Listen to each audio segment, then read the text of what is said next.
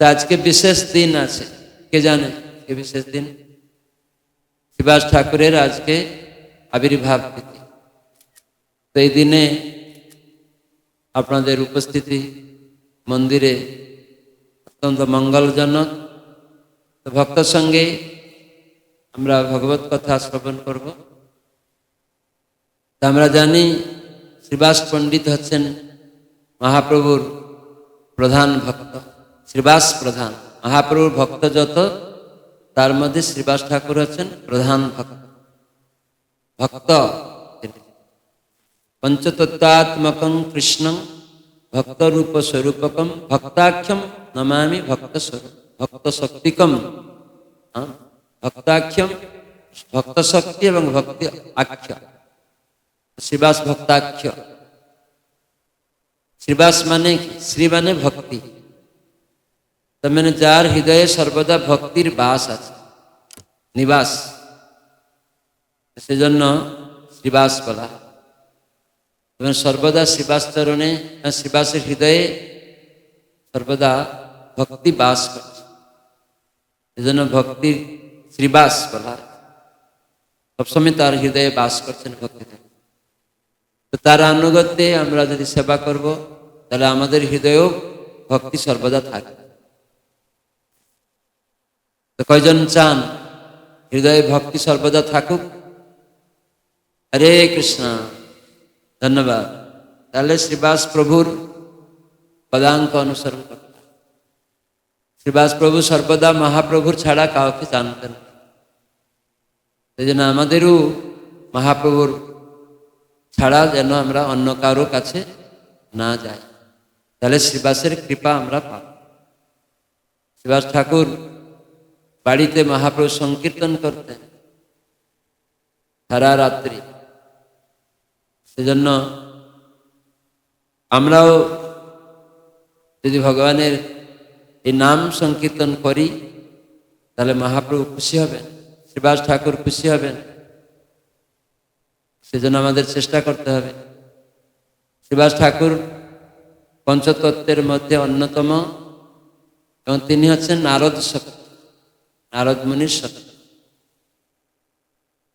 সেজন্য পঞ্চতত্ত্বের মধ্যে মহাপ্রভু হচ্ছেন স্বয়ং কৃষ্ণ, আর নিত্যানন্দ প্রভু হচ্ছেন বলরাম, অদ্বৈত আচার্য হচ্ছেন মহাবিষ্ণু, বৈকুণ্ঠে সদাশিব তিনি মহাবিষ্ণু। শ্রীবাস গদাধর পণ্ডিত হচ্ছেন রাধারানী, আর শ্রীবাস ঠাকুর হচ্ছেন নারদ মুনি প্রকাশ। ভেবে পাঁচটি তত্ত্বে এই জগতে আমাদের কৃপা করতে মহাপ্রভু নিজেকে প্রকাশ করেছেন। কৃষ্ণ নিজে এরকম পাঁচটি তত্ত্বে নিজেকে প্রকাশ করেছে। তো সেখানে শ্রীবাস ঠাকুর তিনি অত্যন্ত মহাপ্রভুর প্রিয়, সেজন্য মহাপ্রভুর প্রিয় ভক্ত, প্রধান ভক্ত। মহাপ্রভু ভক্ত মধ্যে শ্রীবাস প্রধান। তাহলে কতটা তার ভূমিকা আছে। তার মানে যত বেশি আমরা ভক্তি দেবীর আশ্রয় থাকি, তাহলে আমাদের হৃদয়ে ভক্তি সবসময় বাস করে। ভক্তি মানে কি? ভক্তি মানে কি কে জানে? ভক্তি মানে কি? সব ইন্দ্রিয় দিয়ে ভগবানের সেবা করা, সেটাকে ভক্তি বলে। এরকম নয় ভাব গদগদ হয়ে কান্না করলাম, ওটা ভক্তি না। অনেক এরকম ভাবুক আছে, সেটা না। সব ইন্দ্রিয় আছে আমাদের, আমি সেই ইন্দ্রিয় দিয়ে সেবা করছি। চোখ দিয়ে কি সেবা করতে হবে? ভগবানকে দর্শন করতে হবে। কান দিয়ে ভগবানের কথা শুনতে হবে। এরকম সব ইন্দ্রিয় দিয়ে ভগবানের সেবা করতে, তাহলে এটা ভক্তি হবে। আমরা তিলক মালা পরলাম, সাধু সাজলে হবে না। যখন আমরা সেই ভগবানের সেবায় যুক্ত হব, তখন ভক্ত রূপে পরিচিত। কিন্তু সেবায় এলে আমরা ত্যাগ করি। সেখানে আমরা শুনছিলাম যে 11টা থেকে ভক্তরা আসছে অনেক দেরি, অত লেটে। এখানে আমি শুনলাম কত ভক্ত আসবে, কাল থেকে শুনছি বলছে আজকে 300 ভক্ত আসবে। শিবাস ঠাকুরের আবির্ভাব, আসবে 300 ভক্ত। খুব ভালো, অনেক ভক্ত আপনারা এসে গেছে, দেরিতে এসে। নিয়ম হচ্ছে ভক্ত সঙ্গ করতে গেলে আমাদেরকে আগ্রহ প্রকাশ করতে হবে। ভক্তি সিদ্ধান্ত সরস্বতী ঠাকুর প্রভুপাদ বলছেন আগ্রহ থাকতে হবে। আমরা সবাই রোগী, কিন্তু রোগী আগ্রহ নিয়ে যদি ওষুধ খাবে, পথ্য খাবে, তার রোগ ভালো হবে। করোনার সময় অনেকে আগ্রহ নেই, কিন্তু জোর করে ডাক্তার বলছে খাও, তাহলে শক্তি থাকে। আমাদের এক ভক্ত বলছিল যে মহারাজ আমি দুর্বল হইনি কেন জানেন, আমি আগ্রহ নিয়ে, ভালো লাগছে না, খাবারটা সব তিতো লাগছে, কিন্তু ডাক্তার বলছে তুমি জোর করে আগ্রহ নিয়ে খেয়ে যাও, দেখবে তোমার শক্তি থাকে। সবাই দুর্বল হয়ে যাবে যে খাবে না, কিন্তু তুমি দুর্বল হবে। আর সেই ভক্তটা দুর্বল হয়নি, বলছে তিতো লাগছে সব খাবারটা। করোনাটা এমন একটা জার্ম ছিল, তো সেই জার্মটা প্রবেশ করেছে, তাকে অক্সিজেন নিতে হয়েছে, তবুও খাওয়া দাওয়া কমায়। বলে তিতো লাগছে তবু আমি আগ্রহ নিয়ে, ডাক্তার বলছে আগ্রহ নিয়ে জোর করে খেয়ে নিন, দেখবেন আপনি দুর্বল হবেন। তো অনেকে খেতে পারেনি, তিতো লাগছে, আগ্রহ নেই, তারা সব দুর্বল হয়েছে পরে, কিন্তু ওই ভক্তটা হয়নি। ঠিক সেই রকম আমরা ভক্তি জীবনে সবাই দুর্বল, যেন আগ্রহ নিয়ে ভগবানের নাম করতে। জন্ডিস রোগী মিছরি খেতে তিতো লাগে, কিন্তু মিছরি খাওয়ার যদি আগ্রহ না নিই, যদি না খাই, তাহলে জন্ডিস যাবে না, শরীরটা হলুদ হয়ে যাবে। তখন অনেকে দেখা যায় ট্রিটমেন্ট না করলে মারাও যায়। কিন্তু জন্ডিস রোগীকে মিছরি তিতো লাগবে, তার লক্ষণ। সেরকম জড় ভব রোগে আমাদের ভগবানকে তিতো লাগে। ভগবানের প্রসাদ খাওয়া, ভক্ত সঙ্গ করা, হরিনাম করা, প্রসাদ খাওয়া, এসব ভালো লাগে। কিন্তু যদি কেউ মনুষ্য জীবনকে সার্থক করতে চায়, তার কর্তব্য হচ্ছে আগ্রহ নিয়ে সবকিছু করতে হবে। আর এই আগ্রহ একদিন আসক্ত হয়ে যাবে। শিবাস ঠাকুর মহাপ্রভুর প্রতি এতটা আসক্ত ছিলেন, মহাপ্রভু তার বাড়িতে রাত্রি সারা কীর্তন করেন। তিনি তার আত্মীয় স্বজনকে পর্যন্ত এতটা আসক্ত ছিলেন। মহাপ্রভু একদিন বলছেন, শিবাস আজকে আমার কীর্তনে ভালো লাগছে না, আনন্দ হচ্ছে না, কোন বিজাতীয় লোক এই কীর্তন দলে ঢুকে পড়েছে। তখন মহাপ্রভু বললেন, দেখো কোনো বিজাতীয় লোক এখানে আছে। তো শিবাস খুঁজতে খুঁজতে দেখছে সেই কীর্তন আসরে লুকিয়ে, কাপড় চোপড় লুকিয়ে ওনার শাশুড়ি রয়েছে। তখন তার চুলের মুঠি ধরে কীর্তন জায়গা থেকে বের করে, মানে শাশুড়ি মানে কম কথা, বউ রেগে যাবে একদম, আমার মাকে এরকম করলো আমার স্বামী। কিন্তু মহাপ্রভু স্বয়ং ভগবান, তিনি আসল স্বামী, আসল প্রভু। এই জড়জগতে 2 দিন শাশুড়ি, 2 দিন বউ, 2 দিন ছেলে মেয়ে, স্বামী স্ত্রী, তারপরে থাকে না। কত আসক্ত হয়ে যায় ছেলে মেয়েরা, বিয়ে করে নেয়, তারপরে ডিভোর্স হয়ে যায়, তাদেরকে আর দেখতেই চায় না, তার নামে কেস করে 35 লাখ টাকা 20 লাখ টাকা তোমাকে দিতেই হবে। কত তাকে কষ্ট দিচ্ছে ছেলেটাকে, কিন্তু আসক্ত হয়ে তাকে কত কিছু করছে। তুমি আমি ছাড়বো না, নিত্য চিরসাথী রে, গান গেয়ে হয়ে গেল, তাদের চিরসাথী কোথায়? একদম 20 লাখ 35 লাখ টাকা ডিভোর্স। তো এটা কি আসক্তি? এই জড়জগতে আসক্তিটা এইরকমই। এগুলি চুলকানির মতো, আরাম হবে, পরিণাম কষ্ট হবে।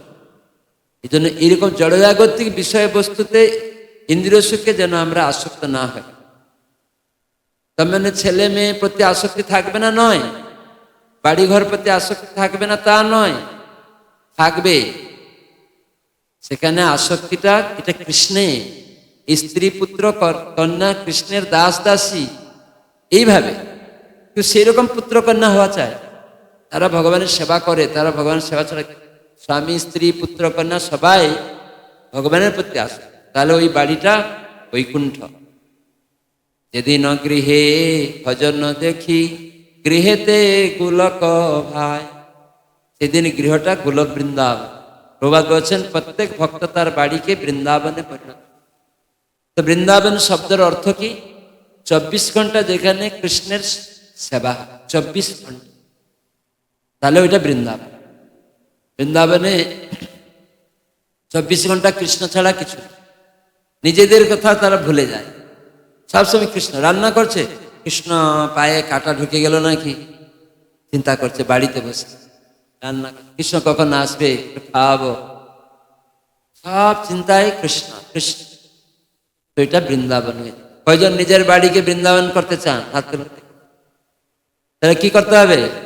24 ঘন্টা কৃষ্ণের সেবাতে যুক্ত থাকতে হবে। ছেলে মেয়ে স্ত্রী পুত্র বউ সবাই একটি ভাব, মানে একটি মন, তো সেটা আমাদের করতে হবে। শ্রীবাস ঠাকুর তারা 4 ভাই, তারা একটা বড় ভাইও ছিল, যেহেতু মহাপ্রভুর আসার পূর্বে তিনি দেহত্যাগ করেছিলেন, সেজন্য তার নাম আর বলা হয়নি। সেই ব্যক্তির একজন কন্যা ছিল। তো বৃন্দাবন দাস ঠাকুরের মায়ের নাম কি কে জানে? হ্যাঁ, বৃন্দাবন দাস ঠাকুরের মায়ের নাম কে জানে না?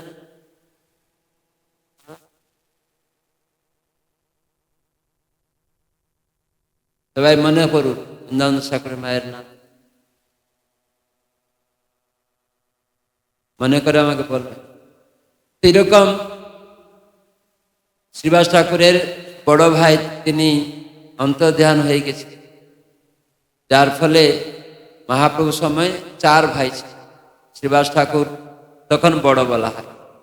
শ্রীবাস, শ্রীনিধি, শ্রীপতি, এরকম ভাবে আরো 4 ভাই, শ্রীরাম, শ্রীপতি, শ্রীনিধি আর শ্রীবাস, এই 4 ভাই। বড় ভাইয়ের নাম ছিল নলিনী পণ্ডিত। কি নাম ছিল? নলিনী পণ্ডিত। এই নলিনী পণ্ডিত তিনি অপ্রকট হয়েছিলেন বলে তার নাম তখন কোনো কেউ জানে না, শাস্ত্রে এটি রয়েছে। শ্রীবাস বাড়িতে মহাপ্রভু তার শাশুড়িকে পর্যন্ত বের করে দিলেন। তাহলে সামাজিক দিকে লোকেরা কত নিন্দা করবে না? নিন্দা। তো মহাপ্রভুর সুখ হবে। প্রেম মানে কি? প্রেম মানে কে জানে? আমরা সবাই খালি প্রেম প্রেম বলি, প্রেম মানে ভালোবাসা বলি। ওই বললাম একটু আগে, জগতের ভালোবাসাটা কিরকম? চুলকানির মতো। একটু এত তুমি আমার চিরসাথী বলে বিয়ে করে নিল ফেসবুকে আর ইউটিউবের মাধ্যমে, কিন্তু 2 দিন পরে এমন হয়ে গেল দেখা দেখি নেই, খুনাখুনি, আবার ডিভোর্স করে। তো এটা প্রেম না। মহাপ্রভু রাধারানীর ভাবে শিখিয়েছে। কে জানে শিক্ষাষ্টকমের শেষ শ্লোকটা কে জানে? এখানে কতজন দীক্ষিত ভক্ত আছে দেখি? দীক্ষিত ভক্ত হাত তুলুন, যারা দীক্ষা পেয়েছে তাদের মধ্যে বলবেন, বলুন শিক্ষাষ্টকের শেষ শ্লোকটা কি জানেন কি? যে জানে বলুন, বলুন, বসেই বলুন। খুব সুন্দর। আশ্লিষ্য বা পাদরতাম পিনষ্টুমাম অদর্শন মর্মাহতাম করুতো বা যথা তথা বা বিদধাতু লম্পটু মৎপ্রাণনাথস্তু সয়েব না পরহ। আমাকে আশ্লিষ্য মানে আমাকে আলিঙ্গন করুন। মহাপ্রভু নিজের রাধারানী ভাব অঙ্গকান্তি নিয়ে এসেছেন। কৃষ্ণ রাধারানীর ভাব অঙ্গকান্তি নিয়ে তিনি গৌরাঙ্গ হয়েছে। তো এখানে গৌরাঙ্গ মহাপ্রভু নিজের রাধারানীর ভাবে কৃষ্ণ সেবা করতে চেয়েছেন, মানে কৃষ্ণ নিজের রাধারানী ভাব অঙ্গকান্তি নিয়ে গৌরাঙ্গ রূপে তিনি রাধার ভাবে কৃষ্ণের সেবা, নিজেই কৃষ্ণ, তো সেরকম শিখাতে এসেছেন যে কৃষ্ণ সেবা করতে। এই জন্য উনি ওখানে শিখাচ্ছেন যে কিভাবে রাধারানী বলছেন, মহাপ্রভু শেখান যে আমাকে কৃষ্ণ তুমি আলিঙ্গন করো, অথবা আমাকে মর্মাহত করো, পদদলিত করো, তুমি লম্পট পুরুষ, তথাপি তুমি আমার প্রাণনাথ। কোন স্ত্রীর স্বামী অন্য মহিলার সাথে যদি মিশে, তখন তার স্ত্রীর সাথে মনোমালিন্য হয়ে যায়, বলে না তুমি এখানে আসবে না, ত্যাগ। কিন্তু এখানে লম্পট কৃষ্ণ কত মহিলা গোপীদের সাথে লীলাবিলাস করেছে, যেন জগতের লোক লম্পট বলে কৃষ্ণ। কিন্তু এই সমস্ত গোপীরা কৃষ্ণেরই নিজজন সব, নিজের লোক, কেউ আলাদা নয়। জগতের লোক জানে না বলে কৃষ্ণকে লম্পট। যখন আপনাদের কেউ মেয়ে, ইয়ং মেয়ে পরীক্ষায় হয়তো একটু ফেল করেছে, বাবা তাকে 2 থাপ্পড় মেরেছে, সন্ধ্যাবেলা শুনেছে রেজাল্ট, মেয়েকে বলেছিল ফার্স্ট ডিভিশন আসতে হবে, মেয়ে 3rd ডিভিশনে এসছে, তখন বাবা 2 থাপ্পড় মেরেছে সুন্দরী মেয়েকে। তখন ইয়ং মেয়ে উচ্চ মাধ্যমিকে 3rd ডিভিশনের জন্য মারার ফলে সে কান্না করতে করতে রেগে দৌড়ে পালাচ্ছে। তো বাবা তার পিছনে দেখছে সন্ধ্যায় পালাচ্ছে, দৌড়াচ্ছে। তখন অন্য জায়গা থেকে লোক সাইকেল দিয়ে যাচ্ছে, তখন দেখছে সেই লোকটা তার মেয়ের হাত ধরে টেনে টেনে নিয়ে আসছে, আর ও আসতে চায় না। তো বাইরের লোক দেখছে এই সন্ধ্যাবেলা মেয়েটাকে টেনে টেনে নিয়ে আসছে, তখন ওই লোকগুলি ধারণা কি হবে বলুন? চিৎকার করে, এই আসুন আসুন, এখানে কি হচ্ছে, মেয়েকে ধরে নিয়ে যাচ্ছে, পুলিশ রাখুন। আর এক দল লোক আসছে, সেখানকার লোককে জিজ্ঞাসা করছে এই পুরুষটাকে, বলছে এই তো পাশে বাড়ি, ওই মেয়েটাকে ওনারই মেয়ে। তখন তারা চিৎকার করবে? তাহলে যে কোনো জিনিস যাচাই করতে হবে, জিজ্ঞাসু হতে হবে। না জিজ্ঞাসা করে আমরা উল্টোপাল্টা কৃষ্ণের নামে কারো নামে বলে দিলাম, এই প্রমাণটা বোঝা গেল। তার মানে গোপীরা সব কৃষ্ণের নিজজন, এই জগতে কৃষ্ণের সব কিছু। অহম সর্বস্ব প্রভব মত সর্বং প্রবর্ততে, এই জগতে সবকিছু কৃষ্ণের। তার মানে আমরা সবাই কৃষ্ণের, তাহলে গোপীরাও কৃষ্ণের। তাহলে কৃষ্ণ গোপীদের সাথে তার বস্ত্র হরণ করতে পারেন, তার সাথে নাচতে পারেন, যত কিছু করতে পারেন। তা আমরা বলার কে? কিন্তু যারা সত্যিকারের লম্পট তারা এই ধরনের কথা বলে। ওই ছেলেগুলা লম্পট বলে তাদের চোখে খারাপ দেখেছে, জিজ্ঞাসা করলে বুঝে যেত যে কে এই মেয়েটা কেন এরকম টেনে নিয়ে যাচ্ছে, এই লোকটা কেন অন্ধকার রাত্রে নিয়ে যাচ্ছে। যদি বলতো পাড়ার লোককে যে দাদা এই লোকটা কেন এরকম করছে, না না ওর মেয়ে পালাচ্ছিল, পরীক্ষায় ফেল করেছে, বাবা মেরেছে, পালাচ্ছিল, এই জন্য ধরে নি। এই জন্য শাস্ত্রে বলে তস্মাৎ গুরু প্রপদ্যেত জিজ্ঞাসু শ্রেয় উত্তমম। যদি শ্রেষ্ঠ বস্তু জানতে চান তাহলে জিজ্ঞাসু হতে হবে, প্রশ্ন করতে হবে। উল্টোপাল্টা বলে ফেললে অপরাধ হয়ে যাবে। এই জন্য অনেক লোক কৃষ্ণ সম্বন্ধে উল্টোপাল্টা বলে দেয়। সেই জন্য রাধারানীও বলছেন, ঠিক আছে বাইরের লোক তোমাকে লম্পট বলে, তুমি লম্পট হলেও তুমি আমার প্রাণনাথ, তুমি লম্পট হলেও আমার প্রাণ। কিন্তু জড়জগতে স্বামী যদি অন্য মহিলার সঙ্গে যাবে, তখন তাকে লম্পট বলে গালাগালি গেলে ঢুকতে দিবে না ঘরে, এখানে আসবি না, ভাগো। তাহলে স্ত্রীর সাথে ওই স্বামীর সাথে ভালোবাসা প্রেম নেই। স্বামী যদি দুর্গাপূজায় কিছু না দেয়, বলে তোমার মতো স্বামী আমার লাগবে না, আমি অন্য সাথে চলে যাব, ওটা কি প্রেম হলো? ডিভোর্স হয়ে যাচ্ছে, আর একটা ছেলের সাথে চলে যাচ্ছে, ওটা কি ভালোবাসা হলো? চিরসাথী বললো, তারপরে আর নেই। আত্মগত ভাবে ভগবানের সাথে আমার নিত্য সম্পর্ক, ছেলে মেয়ে সবাই, জগতে সব কিছু। এই জন্য শত বাধা গঞ্জনা লাঞ্ছনা আসছে, শিবাস ঠাকুর দেখছেন আমার প্রভু আমার নিত্যজন, তার অসুবিধা আছে।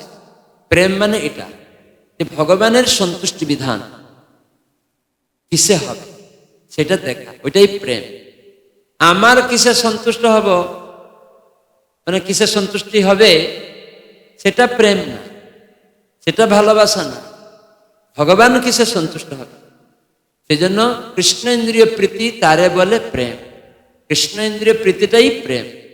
আর আপনি নিজে ইন্দ্রিয় প্রীতিকে কাম বলে, তার মানে নিচে নিয়ে যাবে। প্রভুপাদ বলছেন যে আমি যে ভক্ত কি করে বোঝা যাবে, আমি দীক্ষা নিয়ে নিলেও বোঝা যাবে কি করে না, আমি কেবল নিজের চিন্তাধারায় ব্যস্ত।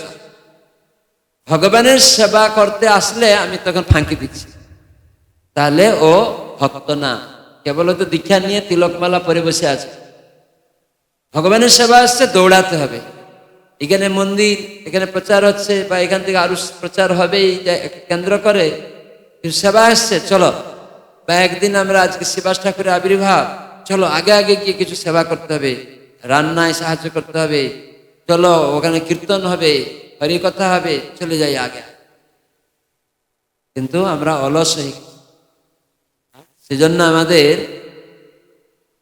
শিখতে হবে। এই জন্য আমাদের নামহট্ট মহামিলন খাতা তৈরি হয়েছে। এখানে কতগুলি নামহট্ট সংঘ এসছেন। আমাদের জেলা প্রচারক এই খাতাগুলি আপনাদের উপচক্রবর্তীর মাধ্যমে কি পৌঁছে গেছে? এই খাতা কোনো পাইননি কেউ? কোন কোন সংঘ পেয়েছেন হাত তুলুন দেখি। একটা দুটা। আর এখানে কোন নামহট্টর সঙ্গে এই বইটা এসেছে? কোনো আসেনি। কেন এতদিন হয়ে গেল আসেনি কেন? অনেক দিন আগে বেরিয়েছে, তো খারাপ। উপচক্রবর্তীদের দায়িত্ব ছিল সবার কাছে জেলা প্রচারক পৌঁছে দিবে, আর উপচক্রবর্তী 4টা নামহট্ট সংঘ তার আন্ডারে, আর যেখানে নেই একটা সংঘ সেখানেও জেলা প্রচারক পৌঁছে।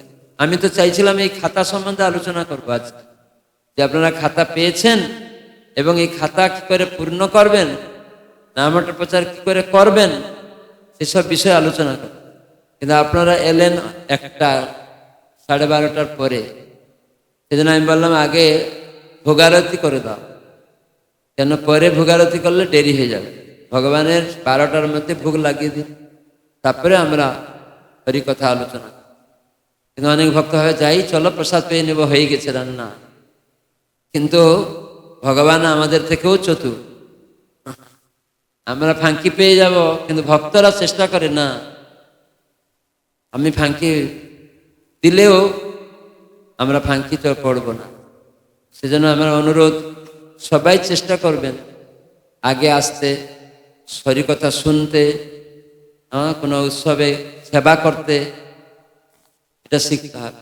শ্রীবাস কি করে ভক্ত প্রধান হয়ে গেলেন, তাকে কত রকম বদনাম দেওয়া হয়েছে শ্রীবাস ঠাকুরকে। যারা ভালো ভক্ত হবে তাদের সম্বন্ধে অনেক লোক বদনাম করবে।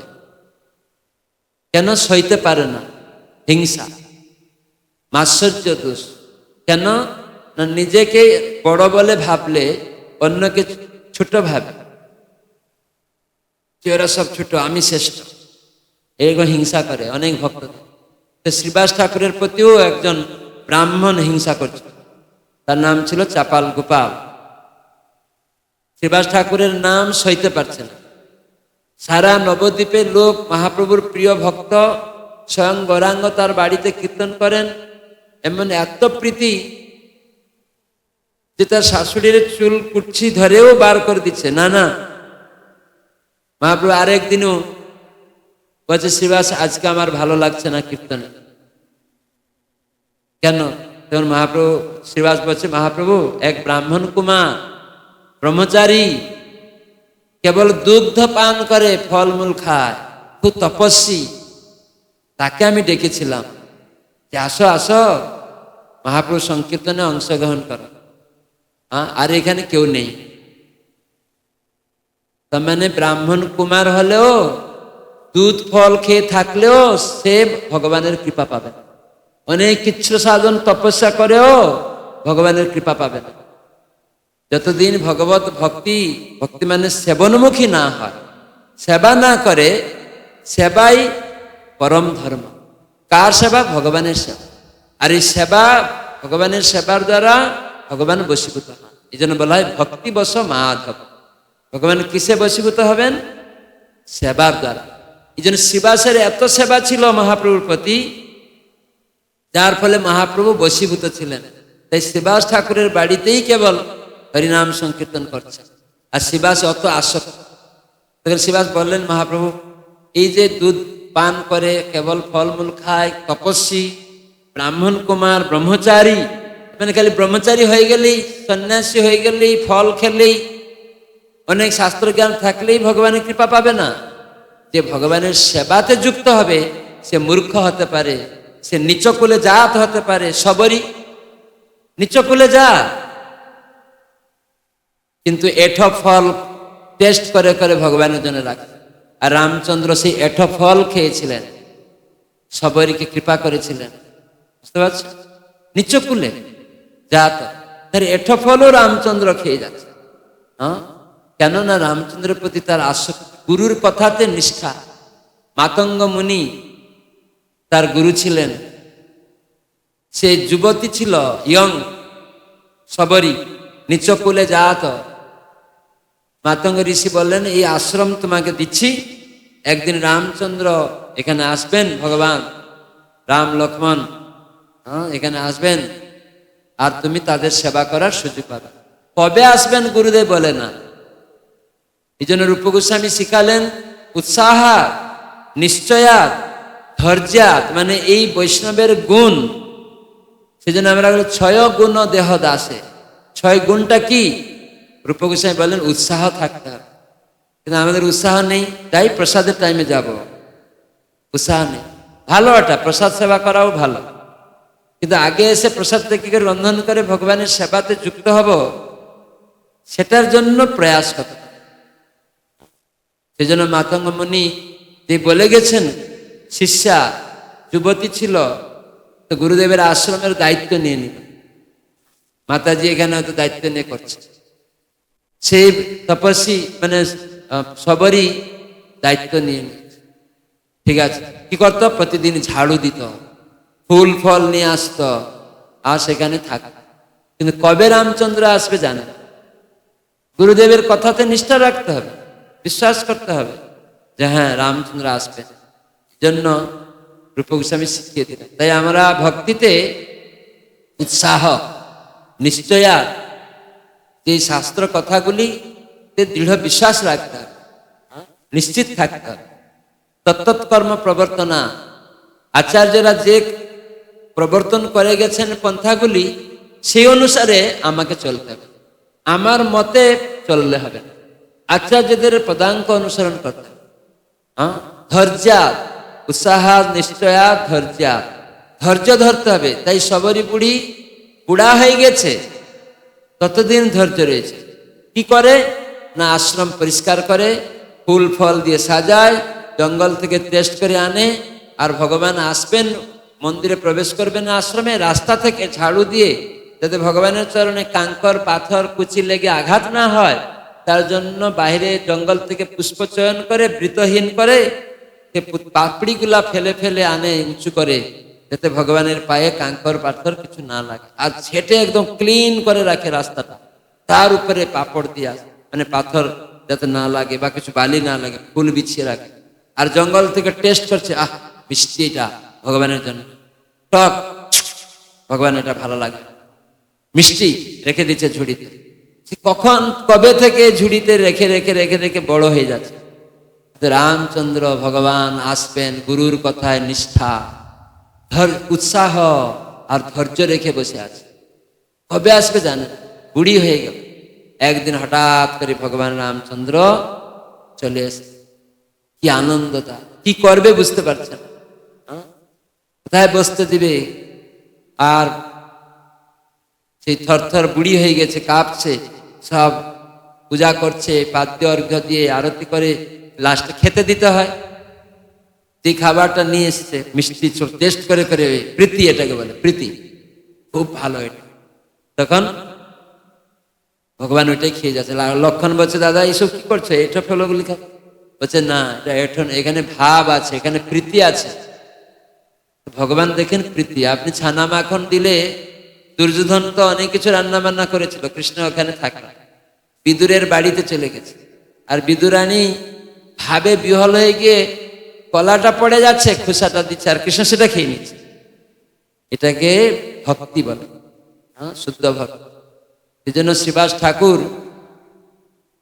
সেই পয়পান মানে দুগ্ধপানকারী নৈষ্ঠিক ব্রহ্মচারী, সেও মহাপ্রভুর কৃপা পাওয়ার যোগ্যতা হাসিল করল। কেন, সেবা না করলে শুধু আমি ব্রহ্মচর্য ব্রত পালন করলাম, কিন্তু ভগবানকে নিবেদন করে প্রসাদ খাই না, কেবল দুধ খাচ্ছি, দুধটাও নিবেদন করতে হবে। অনেক কঠোর ব্রত পালন করলাম, ভগবানের সেবা করি না, ভগবানের নাম করি না, তাহলে কি লাভ হলো? কত ব্রত পালন করে, অনেক সন্ন্যাসী পরিচিত হয়, বিশ্ব প্রচারক হয়, তো ব্রহ্মচার্য পালন করছে কিন্তু ভগবানের সেবা করে, মাছ মাংস খাচ্ছে। অনেক সন্ন্যাসী নিজেদেরকে সাধু ভগবান বলে প্রচার করছে, তারা ভক্ত না, তারা মহাপ্রভু কৃপা পাবে না, কৃষ্ণের কৃপা। এগুলি যতদিন কেউ না বুঝবে, ভক্তি তত্ত্বটা সম্পূর্ণ আলাদা। সেই জন্য শ্রীবাস ঠাকুর বললেন যে মহাপ্রভু এই ব্রাহ্মণ কুমার, তখন ব্রাহ্মণ কুমার অটোমেটিক চলে যাচ্ছে, বললেন না না, তুমি থাকলে মহাপ্রভু আনন্দ হচ্ছে, যাও। সেই ব্রাহ্মণ কুমার তো এই কথাগুলি শুনলো মহাপ্রভুর সামনে, তো শুনে সে বেরিয়ে যাচ্ছে আর চিন্তা করছে যে তপস্যা, ফল খাওয়া, ব্রহ্মচর্য ব্রত দ্বারা ভগবানকে পাওয়া যায় না। সে নিজেকে ধিক্কার দিচ্ছে, অনুশোচনা করছে, ছি আমি এইসব করে আমার কি লাভ হলো, ধিক্কার দিচ্ছে নিজেকে। সে বেরিয়ে যাচ্ছে। মহাপ্রভু বলেন, শিবাস ওকে ডেকে নিয়ে আসো, ওর এখন কৃপা পাওয়ার যোগ্যতা হাসল হয়ে গেছে। হরি বল, হরে কৃষ্ণ হরে কৃষ্ণ কৃষ্ণ কৃষ্ণ হরে হরে, হরে রাম রাম রাম হরে হরে। দেখুন মহাপ্রভু কৃপা কখন করেন? ভক্তর যে মহাপ্রভু সামনে বলেন অনুশোচনা করছে, ব্রহ্মচর্য ব্রতের দ্বারা ভগবানকে পাওয়া যায় না, এটা বেকার। তখন সে নিজে বুঝতে পারছে যে এগুলা আমার করা ভগবানের সেবা করাই মেয়ে। এই যে বুঝে ফেলল, তাই ভগবানের কৃপা হয়, তাই অংশগ্রহণ করতে পারে। আমরা অহংকার করি, আমি অনেক দান করছি, এই করছি, সেটা ভালো, কিন্তু নিজেকেও ভক্তিতে অংশগ্রহণ করতে পারে। দান করাটা ভক্তি সেবা করছেন, মন্দিরে দিলাম, খুব ভালো, কোনো অসুবিধা নেই। তবে আমাদেরকে চেষ্টা করতে হবে আস্তে আস্তে সেবায় যুক্ত হওয়া, ওটা সেবা। যে যেমন আছে, লক্ষ টাকা দিলেও সে সেবক হবে না, 1 টাকা দিয়েও সে সেবক হয়ে যাবে। কি করে? বোম্বেতে প্রভুপাদ ছিলেন, তো একটা লোক এসছে, 1 লক্ষ টাকা ব্যাগ থেকে বের করে রাধা রাসবিহারীর কাছে রেখে দিল, প্যাকেট করে রুমালে বেঁধে, 1 লাখ টাকা আমি দিয়ে দিলাম, 1 লাখ টাকা। একটু পরেই একটা সব ভক্তরা দেখছে একটা ভিখারি এলো, ওর কাপড়ে বাঁধা ছিল 1 টাকা, 1 টাকা খুলে ওখানে দিয়ে দিল। তখন ভক্তরা প্রভুপাদের কাছে জিজ্ঞাসা করছে, প্রভুপাদ আমরা দেখলাম একটা লোক 1 লাখ টাকা দিয়েছে, আর দেখলাম একটা লোক 1 টাকা দিয়েছে, তো প্রভুপাদ আপনি বলুন কে বেশি সেবা করেছে রাসবিহারী?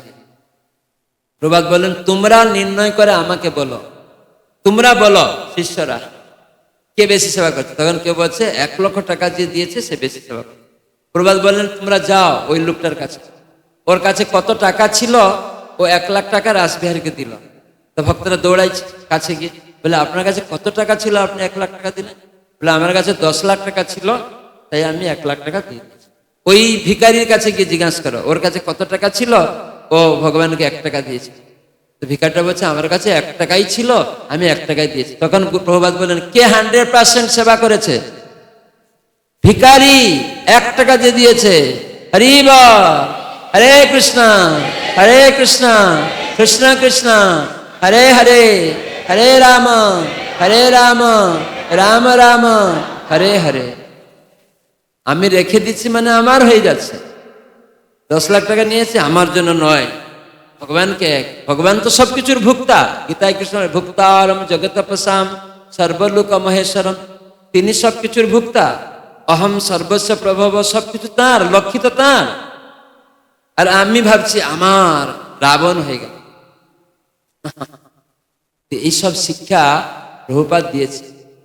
এই জন্য সেই দুগ্ধ পানকারী ভক্তটা ব্রাহ্মণ কুমার, ব্রাহ্মণ কুলে জন্মাইলে যে কৃপা পাবে তাও না, তাই পাচ্ছিল না।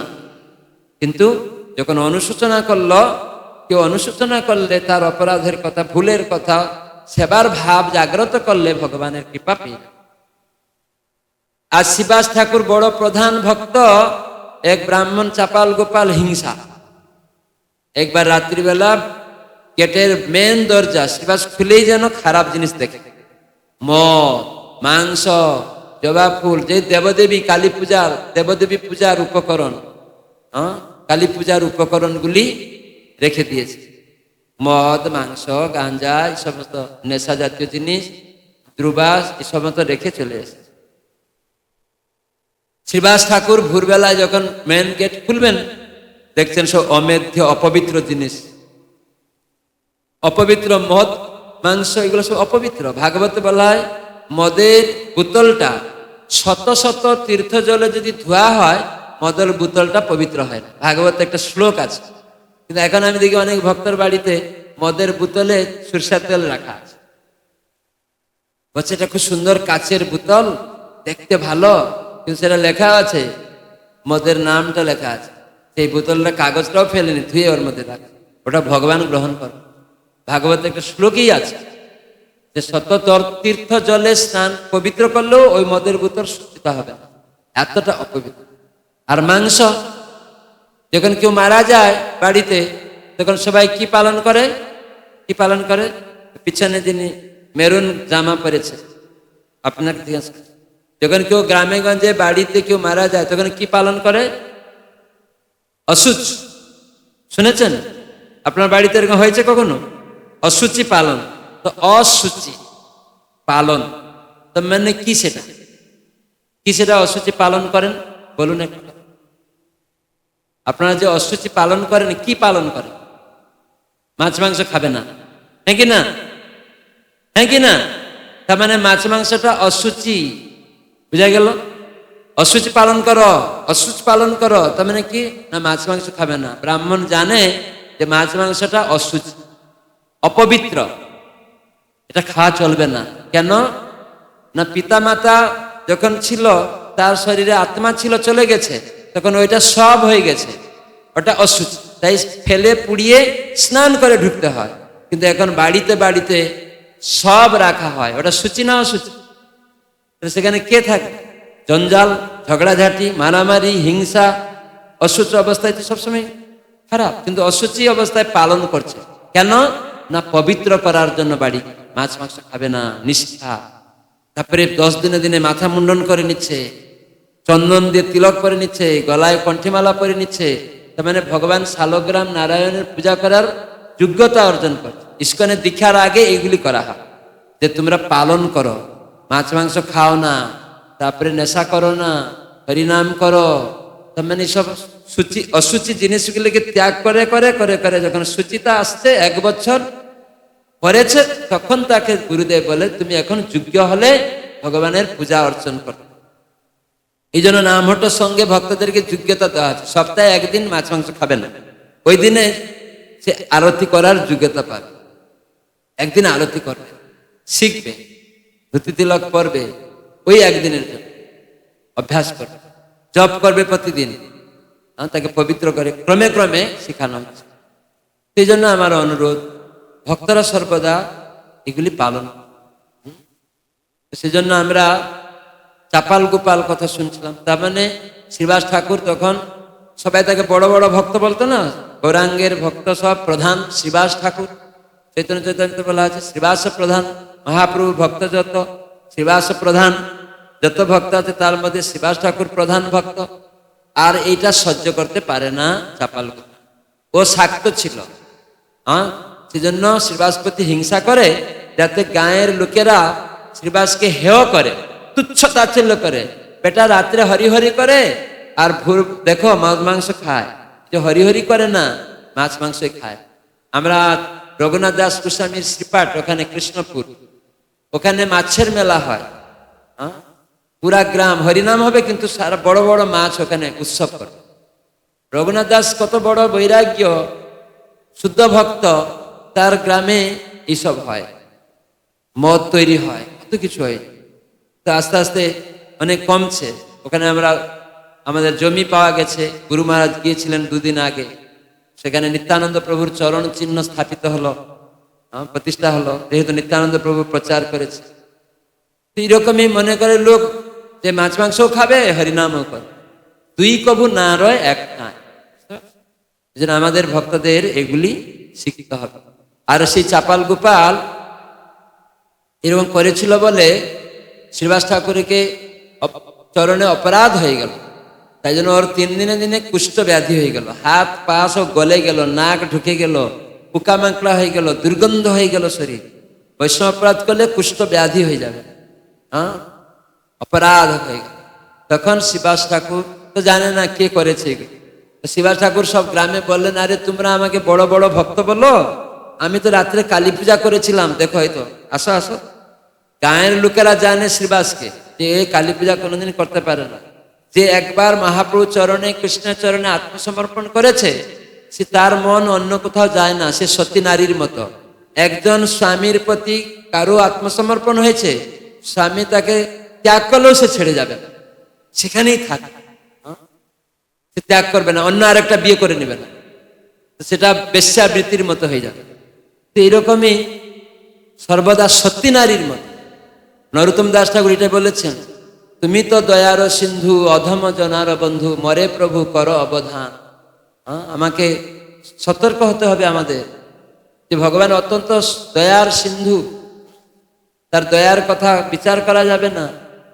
পড়িনু অসত ভুলে, কাম তিমিঙ্গিল গিলে, ওহে নাথ কর পরিত্রাণ। অসৎ সঙ্গ করেছি সর্বদা, তোমাকে ভুলে গেছি। আর তিমিঙ্গিল, কাম ক্রোধ, এদেরকে তিমি মাছের মতো বলা হচ্ছে, তাদেরকে আমাকে বারবার গ্রাস করছে। সেই জন্য পড়িনু অসৎ ভুলে, কাম তিমিঙ্গিল গিলে, তার মানে কাম ইন্দ্রিয় দ্বারা যে বাসনা, ইন্দ্রিয়ের যে বাসনা, ওটা তিমি মাছের মতো আমাকে গিলে খেয়ে নিচ্ছে। সেই জন্য ওহে নাথ কর পরিত্রাণ, এইরকম বিপদ থেকে আমাকে রক্ষা করো। সেজন্য যদি করি অপরাধ তথাপি হো তুমি না, আমি যদি অপরাধও করি তথাপি তুমি আমার না। সত্য সত্য যেন সতীর পতি, যেমন সতী নারী তার স্বামীকে ত্যাগ করে না। স্বামী কোনো সময় দেখলো সেবাতে একটু বাধা হয়েছে, ভুল হয়েছে, বকা দিল, কিন্তু তবুও স্ত্রী স্বামীকে ত্যাগ করে, সেই স্ত্রী সবসময় থাকে। কিন্তু আমরা কিছু কৃষ্ণ সেবা করতে এসেছি, কিছু একটা বাধাপ্রাপ্ত হলাম, কৃষ্ণকে ত্যাগ করে দিয়ে চলে গেলাম। ও সতী নারীর মতো নয়, ও বেশ্যাবৃত্তির মতো, তো ও ঠিক নাই। সেজন্য মাম একম শরণং ব্রজ, গীতা কৃষ্ণ সর্বধর্মান পরিত্যজ্য মাম একম, ওটাকে বলে অনন্য ভক্ত। ভগবান তার প্রার্থনা শুরু। সেজন্য মুকুন্দকে মহাপ্রভু ত্যাগ করছিলেন, হঠঝাটিয়া বেটা আমার সামনে আসবে না। কেন না, আমার সামনে এসে আমার গুণগান করে, আমার থেকে গেলে বলে দুর্গাই শ্রেষ্ঠ, কালী শ্রেষ্ঠ। আজকাল এরকম আছে না, বলে যাকে ভজন করো সব এক, এরকম সংস্থাও তৈরি হয়ে গেছে। এগুলা হচ্ছে প্রতারণার জন্য। সত্যিকারের আত্মা হচ্ছে ভগবানের অংশ, কোনো দেবদেবীর অংশ নয়। এই জ্ঞান মানুষের মধ্যে অভাব, নিজেদেরকে ভগবান বলে সাজাচ্ছে, আর তারা বলছে যার পূজা করো সব এক জায়গা। না, দেবদেবী আর ভগবানের মধ্যে পার্থক্য আছে। এটা অনেক ভণ্ডরা জানে না, প্রতারকরা জানে না। দেবদেবী আর ভগবান এক নয়, তারা ভাবে এরা এক। সেজন্য তাদের পাষণ্ডী বলে বলা হয়েছে, শাস্ত্রে বলা হয়েছে। কিছু কিছু মূর্খ বুঝতে পারে না, বলে প্রভুপাদ এইগুলা প্রচার করেছে। প্রভুপাদ শাস্ত্রের কথা ছাড়া একটা কথা বলেন। কোন এক সম্প্রদায়ের ইয়ং ছেলে সে উল্টো পাল্টা প্রভুপাদের নামে বলছে। আরে প্রভুপাদ বলেছেন শাস্ত্র পুরাণ থেকে উদ্ধৃতি দিয়ে, যে যারা ভগবানকে দেবদেবীর সঙ্গে সমান মনে করে সব পাষণ্ডী ভাবে। সে বলছে প্রভুপাদ সারা বিশ্বের লোকে এরকম শিখাচ্ছে, হিন্দু ধর্মের নাশ করছে, এরকম ভাবনা। মূর্খরা এরকম বলবে, জ্ঞান নেই। তার মানে গীতা ভাগবত শাস্ত্র তারা বলে আমরা সব শাস্ত্র একদম মুখস্থ। তো এটা অল্প বুদ্ধি ভয়ঙ্করী, বৈষ্ণবচরণে অপরাধ করে বসে। সেজন্য খুব সাবধান থাকে। তো সেই চাপাল গোপাল বা মুকুন্দ সেও এরকম মহাপ্রভু তাকে ত্যাগ করছিলেন, কিন্তু তার ভক্তের মাধ্যমে আমাদের শিখিয়েছেন। একমাত্র শ্রীবাস ঠাকুর তিনি কৃষ্ণ মানে মহাপ্রভু ছাড়া কাউকে জানতেন, তার মাধ্যমে এরকম শিখিয়েছেন। মুকুন্দের মাধ্যমে শিখিয়েছেন যে তুমি এদিক সেদিক গেলে কৃপা পাবে না, একটা জায়গায় মনকে স্থির করো, সেটা হচ্ছে কৃষ্ণতে। কেন না, আমরা সবাই গীতা শিক্ষা অনুসারে ভগবানের, কোনো দেবদেবীর নয়, কোনো দেশের নয়, কোনো পিতামাতার নয়, ভগবানের অংশ। মমই বাংশ জীবলোকে জীবভূত সনাতন। এটি কৃষ্ণ গীতাই বলেছেন। সেই সব সম্প্রদায়ের লোকেরা গীতা যদি মানে, তাহলে জীব আত্মা ভগবানের অংশ, কালীর অংশ নয়। তাহলে যদি কালী পূজা হয়, এই আজকে শীতলা পূজা হচ্ছে, সব প্রথমেই তো ভগবানের কথা বলা আছে। কেন? ভগবানের দেবদেবীর অংশ। যেখানে পবিত্র হতে হবে, কি বলা হয়? দুর্গা পূজা, কালী পূজা, যে কোনো পূজায়, দেবদেবী পূজায় কি পড়তে হয়? ওং অপবিত্র পবিত্র বা সর্বাবস্থাং গত পিবা যস্মরেত পুণ্ডরীকাক্ষ বাহ্য অভ্যন্তর। যদি ভগবানের নাম স্মরণ করা যাবে তাহলে পবিত্র হবে। সেখানে কেন বলা হচ্ছে না কালী স্মরণম, দুর্গা স্মরণম, শিব স্মরণম? এগুলি বলে পবিত্র কেন হচ্ছে না? সমস্ত দেবদেবী পূজাতেও বিষ্ণু নাম করে পবিত্র হতে হবে। কেন? আমরা সমস্ত দেবতারাও ভগবানের অংশ। এই জ্ঞান মানুষকে দিতে হবে, বুঝতে পারছো? সেজন্য এইভাবে শ্রীবাস ঠাকুরের চরণে অপরাধ করলেও, হেয় করতে চাইলেও, শ্রীবাস যখনই বলেছেন, গ্রামে গিয়ে সব লোক হায় হায় করে বলছে, কে দুষ্ট পাষণ্ডী দুরাচারী শ্রীবাসকে হেয় প্রতিপন্ন করতে তার বাড়িতে মাংস মদ এইসব রেখে এসছে। আর তার তো কুষ্ঠব্যাধি হয়ে গেছে, 3 দিনে একবার। তখন হাড়ি ডেকে নিয়ে এসে পরিষ্কার করে গোবর দিয়ে লেপেছে সেই জায়গাগুলো, সেই স্থান ঝাঁটা মেরে গোবর দিয়ে পরিষ্কার করেছে। আর দেখা গেল পরবর্তীকালে চাপাল গোপাল এই কাজ করেছে। মহাপ্রভু যখন এসেছেন এই নবদ্বীপে, তখন চাপাল গোপাল জানেন না তার কেন কুষ্ঠব্যাধি হয়েছে। মহাপ্রভু তো অন্তর্যামী, স্বয়ং ভগবান। যখন উনি তার সামনে দিয়ে যাচ্ছেন, চাপাল গোপাল তো বাড়িতে কেউ রাখে না, এত দুর্গন্ধ, গঙ্গার গাছের গুড়ায় বসে থাকে, আর কষ্ট পায় যন্ত্রণায়, কুষ্ঠব্যাধিতে। সে জানে না কি জন্য হয়ে গেল হঠাৎ করে। আমরাও অনেক সময় আমরা জানি না কেন অন্ধ হয়ে গেলাম, কিছু হয়ে গেলাম। পূর্বের কর্ম, খারাপ কর্মর জন্য ধনী গরিব হয়ে গেল, প্রধানমন্ত্রী ভিখারি হয়ে গেল, সাধারণ লোক হয়ে গেল, রাষ্ট্রপতি সাধারণ মানুষ হয়ে যাবে, হচ্ছে না? এই জ্ঞান কর্ম অনুসারে বড় হয়ে যাবেন, ছোট হয়ে যাবেন। কখনো স্বর্গে যাবেন, কখনো সাধারণ পোকামাকড় হয়ে যাব, কখনো মানুষ হয়ে যাবে, কখনো দেবশরীর পেয়ে যাবে। শাস্ত্রের অভ্রান্ত কথা, সব বিজ্ঞান ভিত্তিক কথা। সেজন্য চাপাল গোপাল যখন দেখছে মহাপ্রভু যাচ্ছেন, তখন মহাপ্রভু গুণগান করছে, পা ধরতে যাচ্ছে। মহাপ্রভু রেগে, আরে পাপী ভক্ত দেশি করে না উদ্ধারিমু, এই মতো কোটি জন্ম কিড়াই খায়। প্রকৃত পিতা এরকম শাসন তাকে জানিয়ে দিচ্ছেন, তুই পাপী ভক্ত বিদ্বেষী, কোটি জন্ম তোমাকে এরকম কিড়া খাওয়াবো। কি বলছো? বোকার মতো অপরাধ করছো। আর মহাপ্রভু রেগে গিয়ে কোটি জন্ম বলে সঙ্গে সঙ্গে দয়া করুণা, আমারই ছেলে ভুল করেছে। বলছে, দেখো তুই শ্রীবাসের করাইলি ভবানী পূজক, তুই শ্রীবাসকে ভবানী পূজক সাজিয়েছ, সেই দোষে তোর রৌরবে পতন। চৈতন্য ভাগবতে, এভাবে চরিতামৃতে ভাগবতে এই কথাগুলি বলা হয়। সেই জন্য তোমার এইরকম কষ্ট। সঙ্গে সঙ্গে জেনে গেল চাপাল গোপাল, ও শ্রীবাসের প্রচরণে অপরাধ হয়েছে। আমাগুড়ি দিতে দিতে কষ্ট যাচ্ছে, শ্রীবাসের কাছে গিয়ে আমায় ক্ষমা করে দাও। শ্রীবাস বলছে, আমি তো কোনো অপরাধ নেইনি। শ্রীবাস জানে না যে কি ব্যাপার। তখন ও বলছে, না, তোমার কাছে আমার এই হেয়তা প্রতিপন্ন করেছি আমি, এই জন্য আমার এই কুষ্ঠ ব্যাধি মহাপ্রভু আমাকে জানিয়ে দিয়েছে। তো শ্রীবাস তাকে ক্ষমা করে দিলেন, আমি কোনো অপরাধ নেইনি। তখন কুষ্ঠ ব্যাধি চলে গেল, সুন্দর শরীর হয়ে গেল। আর গিয়ে চাপাল গোপাল নিত্যানন্দ প্রভুর শিষ্য পুরুষোত্তম দাস থেকে গিয়ে দীক্ষা নিল। তার নাম হয়ে গেল দেবকী নন্দন দাস, দেবকী নন্দন ঠাকুর। বৃন্দাবনবাসী যত বৈষ্ণবের গণ, প্রথমে বন্দনা করি সবার। এই বৈষ্ণব বন্দনা উনি লিখেছেন, এই দেবকী নন্দন দাস ঠাকুর। জন্য বৈষ্ণব অপরাধ থেকে মুক্ত হতে গেলে এই প্রণাম, এই যে বন্দনাটা গাইতে হবে দৈনিক, সকাল সন্ধ্যায় সবসময় গাওয়া উচিত, দেখবেন মুক্ত হতে পারে। এই শ্রীবাস ঠাকুর কত মহান ভক্ত, তিনি অপরাধ নিচ্ছেন। আমরা যদি কেউ অপরাধ ক্ষমাও চায়, ক্ষমা করি। গুরু মহারাজ একদিন বলছিলেন, মায়াপুরে একটা আমার সামনে ঘটনা ঘটেছে। সেখানে গুরু মহারাজ বললেন, যার কাছে কেউ ক্ষমা চাইছে, সত্যিকার যদি আন্তরিকভাবে ক্ষমা চায়, যদি সে ক্ষমা না করে, বাহ্যিকভাবে করছে, তাহলে এই অপরাধটা, এর অপরাধটা ওর উপরে চলে যাবে, তার মানে ও অপরাধী হয়ে যাবে। সেজন্য খুব সাবধান, কেউ অপরাধ ক্ষমা চাইছে তাকে ক্ষমা করবে, কেন ভক্ত সরল হবে, কারো অপরাধ নিবে না। গুরু মহারাজ এইরকম, শিষ্য অনেক ভুল করছি আমরা, তবুও গুরু মহারাজ শিখাচ্ছেন তোমরা এসব করো না, গুরুকে শাস্তি পেতে হবে। গুরু মহারাজ যদি আমাদের অপরাধ নিয়ে নিবে তাহলে আমরা রসাতলে চলে যাব। তার মানে নয় শিষ্য আমরা ওইসব ভুল করব, পালন করতে চেষ্টা ঠিক ঠিক ভাবে। তো শ্রীবাস ঠাকুরের একমাত্র সন্তান ছিল, একটা মাত্র পুত্র, আর সেখানে কি হলো না, মারা গেল। মহাপ্রভু কীর্তন করছেন, ওই দিনেই দেহত্যাগ হয়ে গেল। তখন সঙ্গে সঙ্গে মহাপ্রভু বলছেন, শ্রীবাস আজ আমার কীর্তনে আনন্দ হচ্ছে না। তখন অনেক ভক্ত তারা জানতে পেরেছে।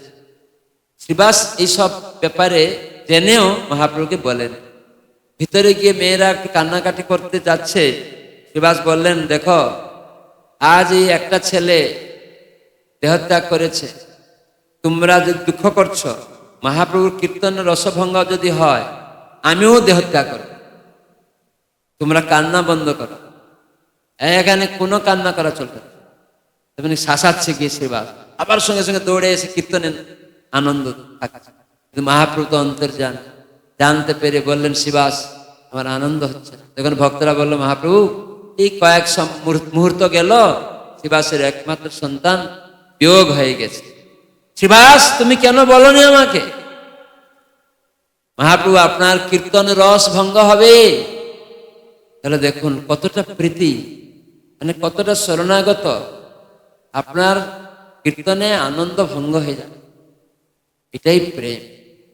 নিজের দুঃখ চাইছে, সেজন্য শ্রী মহাপ্রভু বললেন, চলো চলো চলো, কোথায় তোমার সেই পুত্র, দেহটা দেখ। ভগবানের ইচ্ছায় জন্ম মরণ, ভগবান যখন চান কারো জন্ম হবে, আর তার ইচ্ছায় কারো মৃত্যু হয়ে যাবে। তখন মহাপ্রভু গিয়ে স্বয়ং কৃষ্ণ তিনি, আরে জীবাত্মা তুমি কেন ছেড়ে চলে যাচ্ছ, আসো এখানে প্রবেশ করো। আবার চলে এসে উঠেছে, কেন কেন তুমি এত তাড়াতাড়ি তোমার বাবা মাকে ছেড়ে চলে যাচ্ছ? মহাপ্রভু আমার কত সৌভাগ্য, আমি কি ভাগ্যবান যে আপনার ভক্তের পুত্র রূপে আমার আসার সুযোগ হয়েছে, আর আপনি এখানে দৈনিক কীর্তন করেছেন, সেই সঙ্গ লাভের আমার সুযোগ হয়েছে। আর আমার এতদিন এই বাড়িতে থাকার কথা আপনি নির্ধারণ করেছেন, তাই জন্য আমার চলে যেতে হয়েছে। আমি ইতিপূর্বে পশু পাখি কীট পতঙ্গ, ধনী গরিব, শিক্ষিত অশিক্ষিত, মহিলা পুরুষ বহু দেহ লাভ করেছি, আর পরম সৌভাগ্যের ফলে আপনার শুদ্ধ ভক্ত শ্রীবাসের বাড়িতে আমার জন্ম হয়েছে, আপনার সঙ্গ সান্নিধ্য লাভ করার সুযোগ হয়েছে। সেটাই আমার কত ভাগ্য, আপনার কৃপাতে। তাই আজকে আমার সমাপ্তি দিন আপনি নির্ধারণ করেছেন, তাই আমি চলে যাচ্ছি। এই বলে আবার চলে গেল। হরিবা, হরে কৃষ্ণ হরে কৃষ্ণ কৃষ্ণ কৃষ্ণ হরে হরে, হরে রাম হরে রাম রাম রাম হরে হরে। শ্রীবাস ঠাকুর কি! তাহলে শ্রীবাসের কত মহাপ্রভুর প্রতি কত অনুরাগ, আসক্তি। মহাপ্রভু একদিন এসে শ্রীবাস ঠাকুর হাতে সামনে 3 বার তালি মেরে দিয়েছে। তখন না শ্রীবাস তালি মেরেছে মহাপ্রভুর সামনে, কেন জানেন? মহাপ্রভু জিজ্ঞাসা করছে, শ্রীবাস আমার অত বড় পরিবার কি করে চলে? তখন শ্রীবাস 3 বার হাততালি দিয়েছে। আরে আমি তোমাকে জিজ্ঞাসা করছি অত বড় পরিবার কি করে চলে, তুমি আমার সামনে হাততালি মারলে 3 বার, কি মানেটা কি? বলছে, মহাপ্রভু এই গৃহ বাড়ি সব তো তোমার, আর এইখানে যদি 3 দিনের যদি খাবার না জুটে, তাহলে আমি গঙ্গায় গিয়ে কলস বেঁধে ডুবে প্রাণ ত্যাগ করি। তখন মহাপ্রভু বলেন, শ্রীবাস কখনো যদি লক্ষ্মী ভিখারি হয়, ভিক্ষা দ্বারে দ্বারে করে, তোমার বাড়িতে কোনোদিন ভিক্ষাবৃত্তি করতে হবে না, তোমার বাড়ি সব সময় পরিপূর্ণ হবে। এটাকে বলে অনন্য ভক্তি। তুমি আমার ছাড়া কাউকে জানো না। তার মানে দেখো, যদি কেউ অনন্য ভক্তি মানে অন্য ভগবান ছাড়া সে কাউকে চিনে না, তাহলে তার কখনো কিছু অসুবিধা হবে না। গীতায় কৃষ্ণ সেটি বললেন না, অনন্য চিন্তয়ন্ত মাম যে জনা পর্যপাসতে তে সাং নিত্যভিযুক্তানাম যুগক্ষম বহাম্যহম। যে অনন্য চিন্তা মানে অন্য কারু, আমার ছাড়া অন্য কারু চিন্তা করে না, সেই ধরনের ভক্ত সব যা আছে তা আমি রক্ষা করি, আর যা দরকার আমি সেটা তাকে দেই। এ ভগবান গীতায় বলে দিয়েছে। তাহলে আমরা ভক্তি জীবনে এসে ওইটাই সেবা করতে হবে, চিন্তা করতে হবে। সব কিছু ভগবান আমাদের কাছে আছে, আমরা বলছি এটা আমার না, সব কৃষ্ণের। এই জন্য আমাদের মনটা সবসময় অভাবগ্রস্ত ভাব, উদার চিত্ততা নেই। এই জন্য আমার অনুরোধ, আজকে শ্রীবাস ঠাকুরের আবির্ভাব তিথি উপলক্ষে আমরা এসব আলোচনা করছি। সেজন্য সর্বদা আমরা যেন মহাপ্রভুর চরণে আত্মনিবেদিত হই, কৃষ্ণের চরণে। কৃষ্ণের সব কিছু তার সেবা করা আমাদের পরম ধর্ম, সেটাই হচ্ছে ভক্তি। এগুলি করতে হবে। সেজন্য নিত্যানন্দ প্রভু মহাপ্রভুর আদেশে নামহট্ট প্রচার করলেন। তো সেই জন্য গুরুদেব প্রভুপাদের নির্দেশে শ্রীল জয়প্রকাশ স্বামী গুরু মহারাজ তিনি নামহট্ট প্রচারকে সারা বিশ্বে ছড়িয়ে দেওয়ার জন্য চেষ্টা করলেন। শুরু করলেন মায়াপুর থেকে। তো সেখান থেকে এই প্রচার বাড়ছে আস্তে আস্তে। সেজন্য তার পদ্ধতি পন্থা কি করে চলবে তার জন্য তিনি জানাতেন যে কিভাবে আরো সুন্দর, সর্বাঙ্গ সুন্দর হবে। সেটা কমপক্ষে 5-10 জন নিয়ে যাতে সাধুসঙ্গ করে, সপ্তাহে মহামিলন করে বাড়িতে বাড়িতে। একটা গ্রামে যদি বড় গ্রাম হয় 2-4টা সংঘও সে গ্রামে হতে পারে, ছোট গ্রাম হয় একটা গ্রুপ থাকতে পারে, কিন্তু 5 থেকে 10 জন বড় হয়ে গেল। আর একটা পাড়ায় তাদেরকে ওই এলাকা থেকে এসছে, তারা ওই এলাকায় বসবে, এরকম নয় এইখানে সবাই কাজটা। হ্যাঁ, মহামিলন যখন উপচক্র মিলন হবে, 4টা গ্রুপ পাড়ায় আছে, মাসে একবার এই পাড়ায় আসবে এরা, এই পাড়ার লোক সেই পাড়ায় যাবে, সেটা মান্থলি, কিন্তু সপ্তাহে একদিন বসতে হবে। আমরা একটা গ্রুপ 5-10 জন আছে, বসবো। ওখানে কিভাবে আমরা পরিচালনা করব সব এই খাতাতে লেখা আছে, যে কে কি সেবা করবে। অনেক ভক্ত বলে, মহারাজ এই আজকে যেমন এখানে সবাই অনেক দেরিতে আসছে কেন? যদি আমরা আগে থেকে কোনো অনুষ্ঠান করব, সবাইকে বলি, ফোনে একটা জুমে মিটিং করি যে এখানে কি কি সেবা আছে। আপনারা 4 জনের বাসন মাজার সেবা, আপনারা 4 জনের বাজার করা সেবা, আপনাদের মন্দির পরিষ্কারের সেবা, এখানে অনুষ্ঠান হবে, আপনাদের সবজি আমান্য করা সেবা, আপনারা রন্ধনের সেবা। এগুলো যদি রুটিন করে দেওয়া হয়, এই ভক্ত প্রতিদিন এখানে আরতি হচ্ছে, কোনো গৃহস্থ ব্রাহ্মণ ভক্ত আছে, প্রভু আপনি অনেক দিনের সিনিয়র ভক্ত, আজকে কিন্তু গৌরনীতার আরতি, রাজভোগ আরতিটা, পূজাটা আপনি করবেন, ভোগ লাগাবেন। আগে থেকে জানি, এই সেবা দিয়ে দিলে সবাই উৎসাহ পাবে কিনা? হ্যাঁ, সবাই পাবে। তাহলে কি হবে? সবাই দৌড়াদৌড়ি করে আসবে। আবার এইবারে যাদেরকে সেবা দেওয়া হলো কোনো একটা বড় উৎসবে, পরেরবারে যারা বাসন মেয়েছিল তার পরেরবারে অন্য নামহট্ট গ্রুপকে বলা হবে, আগামী যে উৎসবে আপনারা বাসন বাজান। এরা কি করবে? এরা কীর্তন করবে। তার মানে কি হয়ে গেল? সেবা চেঞ্জ হয়ে গেল, কিন্তু সেবা করছে। রান্নার সেবা, কীর্তন সেবা সব এক, কিন্তু বাসন মাজা সেবা সব এক, কিন্তু ঝাড়ু দেওয়া সব এক। কিন্তু কেউ অহংকার করা উচিত না, রান্নাটাই বড়, আরতি করাটাই বড়, এইরকম না। ভগবানের কাছে সব সমান, বুঝতে পারছেন? সেই জন্য এই বইটা এইরকম শিখানো আছে, কিভাবে আমরা সেবা করব। প্রত্যেক নাম লিখতে হবে প্রতি মহামিলনে। এটা হচ্ছে নামহট্ট যত গ্রুপ থাকবে প্রতিটার সঙ্গে একটা খাতা থাকে, এই খাতা দেখে রাখুন। এবং জেলা প্রচারকে তাড়াতাড়ি বলুন যে প্রভু আমরা কি করে পাবো। মহারাজ বললেন, এবং এখানে আমি চাইছিলাম শিখাতে, টাইম হয়ে গেছে, সেজন্য আমি শ্রীবাস ঠাকুরের কিছু কথা বললাম।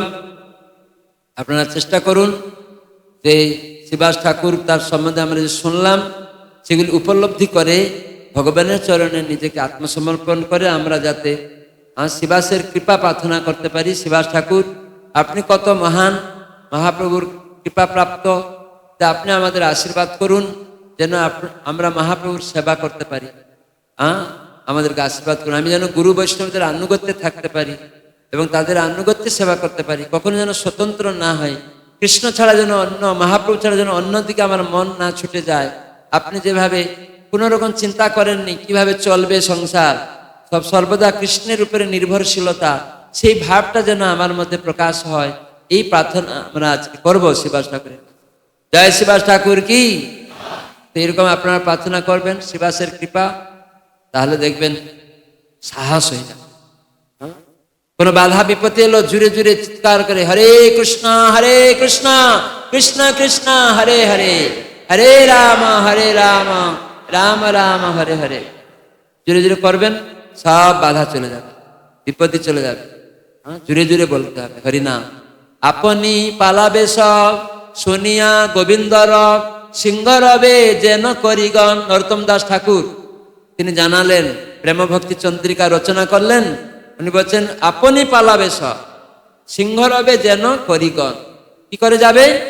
আপনি পালাবে সব শুনিয়া গোবিন্দর, গোবিন্দের নাম যে করবে, রব করবে মানে কীর্তন করবে, হরে কৃষ্ণ কৃষ্ণ কৃষ্ণ হরে হরে, হরে রাম রাম রাম হরে হরে, এরকম গোবিন্দের নাম চুরে চুরে চিৎকার করবে। কাম ক্রোধ মতহস্তির মতো আমাদেরকে বারবার নষ্ট করার চেষ্টা করছে ভক্তিকে, ও পালিয়ে যাবে। বৈষ্ণবদের নামও উচ্চস্বরে, গুরু মহারাজের নাম, প্রভুপাদের নাম, প্রণামন্ত্র জুড়ে জুড়ে বলবেন। কখনো কিছু অসুবিধা হয়েছে, পালিয়ে যাবে আপনার থেকে খারাপ জিনিস, বুঝতে পারছেন? মতহস্তি পাগলা হাতি নন্ডবন্ড করে দেয়, এই সিংহ গর্জন করবে, দৌড়ে পালিয়ে যাবে। ঠিক ভগবানের নাম হচ্ছে সিংহের থেকেও উন্নত। তাই কাম ক্রোধ শত্রু পথদস্যু আমাদেরকে বারবার নিচে নিয়ে যায়, ভক্তি সম্পদকে চুরি করে নেওয়ার চেষ্টা করে পথদস্যুরা, কাম ক্রোধ রূপক। আর যদি আমরা বৈষ্ণবদের নাম চিৎকার করে ডাকবো আর ভগবানের নাম চিৎকার করে বলবো, তাহলে আপনা থেকে এই সব পথদস্যুরা কাম ক্রোধেরা কোথায় পথ পাবে না, পালাতে শুরু করে। তখন আনন্দম বুদ্ধিবর্ধন, সবসময় আনন্দ থাকবে। নিতাই গৌর প্রেমানন্দে। হরে কৃষ্ণ কৃষ্ণ কৃষ্ণ হরে হরে, হরে রাম রাম রাম হরে হরে। শ্রীবাস ঠাকুর কি, নিতাই গৌরাঙ্গ কি, শিল প্রভুপাদ কি, গুরু মহারাজ কি, হরে কৃষ্ণ নাম হট্ট কি, আন্তর্জাতিক কৃষ্ণ ভাবনামৃত সংঘ ইস্কন কি, নিতাই গৌর সীতানাথ প্রেমানন্দে। হরি হরি বল। তো ভগবানের আরতি কীর্তন সব হয়ে গেছে, এবার ভগবানকে স্বয়ং দিয়ে দিতে হবে, পূজারি এত খোলা রাখা দরকার নেই। তো এখানে আমি শেষ করছি, কোনো প্রশ্ন থাকলে জিজ্ঞাসা করতে। হরে কৃষ্ণ। আমি আর এইটা খাতা সম্বন্ধে বলতে যাচ্ছি না, যেহেতু আপনারা খাতায় পাননি, দুঃখিত বিষয়। কবে পাঠিয়ে দেওয়া হয়েছে, আপনাদের এখন আগ্রহ নিতে হবে। যে খাতা হয়ে গেছে, প্রভু আমরা কখন পাবো, তাড়াতাড়ি একটা একটা নাম হটো সঙ্গের জন্য একটা। সেজন্য আপনারা নাম হটো সদস্য হলে জিজ্ঞাসা করবেন যে আমরা সেবা করতে চাই, আমাদের সঙ্গের কি খাতাটা এসছে, আমি কোন দিনে কি সেবা করব, এই আগ্রহ প্রকাশ করতে। বুঝতে পারছেন? সবাই জপ হরিনাম শুনে শুনে করবেন, মনে মনে না, শুনে শুনে। তাহলে কি হবে, সিংহ রব মত মতহস্তি কামক্রোধ পালিয়ে যাবে। নিতাই গৌরাঙ্গ কি হরিব। এই জন্য কতজন জপ শুনে শুনে করেন, হাত তুলুন। 16 মালা, 1 মালা, 2 মালা যারা জপ করেন, হরে কৃষ্ণ কৃষ্ণ কৃষ্ণ হরে হরে, হরে রাম রাম রাম হরে হরে, এভাবে শুনে শুনে করবেন। তাহলে কি হবে, কামক্রোধ আপনার থেকে, আর স্মরণ হবে। কীর্তন প্রভাবে স্মরণ স্বভাবে সেকালে নির্জন ভজন সম্ভব। যদি আমি জুড়ে জুড়ে বলি, প্রভুপাদ বলছেন চ্যান্ট অ্যান্ড হিয়ার, তুমি যা বলছো সেটা শুনো, তাহলে কি হবে, একদিন মনে স্মরণ হবে। যেটি ভক্তি সিদ্ধান্ত সরস্বতী ঠাকুর প্রভুপাদ বলছেন, কীর্তন প্রভাবে স্মরণ স্বভাবে, স্বাভাবিকভাবে ভগবানের নাম স্মরণ হবে। তখন কোনো হুচটকে মা গো বাবা গো আসবে না, হরে কৃষ্ণ হয়ে উঠবে। কিন্তু যেহেতু আমরা মনে মনে করি, ঘুমিয়ে যাই, মনে মনে করি, বাবা মার চিন্তা করি, বা ছেলে মেয়ের চিন্তা করি, কি খাবো চিন্তা করি, জুড়ে জুড়ে জপ করতে করতে মনে গেঁথে যাবে। শত বাধা গঞ্জনা লাঞ্ছনা আসলেও কৃষ্ণকে ভুলবে না। অ্যাক্সিডেন্ট হয়ে গেল, ও কৃষ্ণ, মৃত্যু হয়ে গেল, ভগবত ধামে চলে যাবে। কেউ শুট করে দিচ্ছে, কৃষ্ণ। কেন? সম্পদে বিপদে সবসময় কৃষ্ণ মনে থাকলে, যদি জুড়ে জুড়ে করে থাকি, তখন হুচট কেউ অহ কৃষ্ণ, তাহলে জানবো আমার নাম হচ্ছে। কিন্তু আমরা তো মনে মনে করে ঘুমিয়ে যাই। সেজন্য জুড়ে জুড়ে শুনে শুনে করবো, এই প্রভুপাদের নির্দেশ। আমরা যদি আচার্যদের কথা পালন করব, আমরা সিদ্ধি লাভ করবো। হরি বল। হরে কৃষ্ণ হরে কৃষ্ণ কৃষ্ণ কৃষ্ণ হরে হরে, হরে রাম রাম রাম হরে হরে।